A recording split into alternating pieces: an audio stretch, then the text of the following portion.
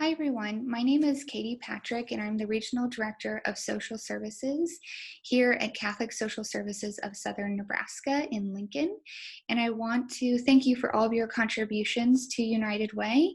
And I want to take just a couple minutes now to share with you the impact of those donations. And so I'm going to share my screen and the first program we have is the St. Francis Food Pantry. Prior to COVID-19, we were able to invite our clients back into, we had set up a market style pantry. And so they were matched with a volunteer who would walk through with them as they selected the food they wanted to prepare for their family. The intention was this, you can see those few points there at the bottom, was to reduce waste, to build relationships, which was really important. We wanted to create as much of an encounter for our volunteers and our clients. But like I said, with COVID-19, we had to shift back. And so right now we are going back to the pre-packed pantries. And so families are able to call in the mornings, Monday through Thursday, and then pick up a pre-packed pantry later that day. With the encounters that we were creating with the food pantry, we partnered with Nebraska Extension to offer the Master Health Volunteer Training. And this was a course really to educate our volunteers about different conversations that they could be having with our clients about health and nutrition. And so it is continuing, it's just happening online right now. The Emergency Services Program here at CSS is financial or emergency cash assistance to households in need. And so you can see here, I just have laid out the cliff effect. And one important thing to remember that when a family or household is facing homelessness, it usually isn't mounting bills over months and months and months that makes a family homeless, but it's that one unexpected emergency that can put a family on the streets. And so this program right now, in response to COVID-19, is very important.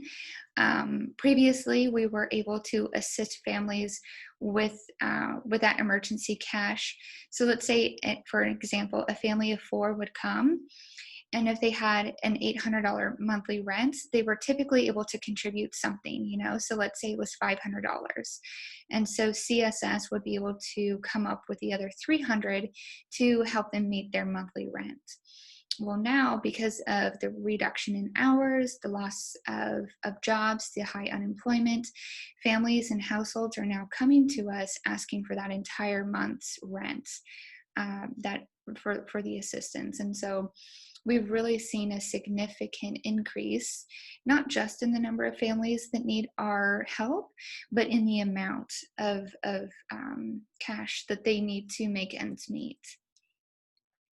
The Refugee Resettlement Program, we're continuing to work with the families that have arrived over the past year. Our last arrival was in May, and with the current travel moratorium and the pause on the Refugee Resettlement Program, indefinitely, we don't know when that will start up again. We're just kind of focusing on really serving the families that have arrived, like I said, this past year. One of the ways we're doing that is through the Refugee Mentorship Program. And so this, again, is taking place on Zoom digitally. And we're partnering our refugee families with volunteers in the community just to keep up with their English practice, if they have questions on employment, and just really helping them to feel part of the Lincoln community, given that everyone's a bit quarantined and homebound right now. With that, we also have our employment services within the refugee program. And that's really difficult right now. There are jobs, and the work from home jobs don't really fit with our current clients, our refugees, because they struggle with English. And so having that as a barrier for the jobs that are taking place at home, which is typically call centers and things like that, just it isn't a good fit. So we're really struggling finding opportunities for the refugee community. Immigration is going well. We were able to transition that program entirely to be phone-based and email. The forms that we're seeing most that families and households need help with are the DACA citizenship, the green cards, and the employment authorization documents. St. Gianna's Home for Women, of course, this is extremely important in this time.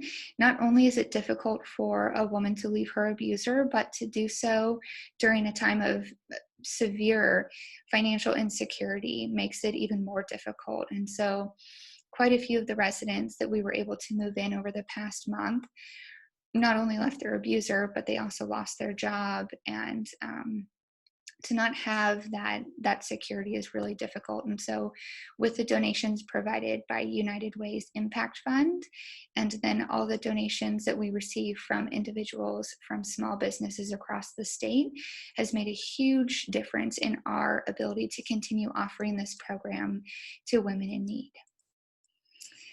And so here at the last bit of like the presentation are the impact of COVID-19.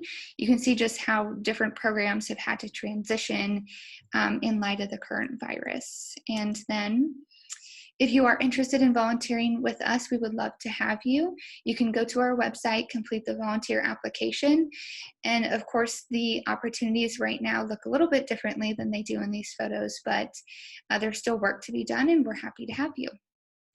So I just want to thank you again very much for all that you have done, all that you have given, and I thank you for your time today, and please know that every donation matters. Thank you.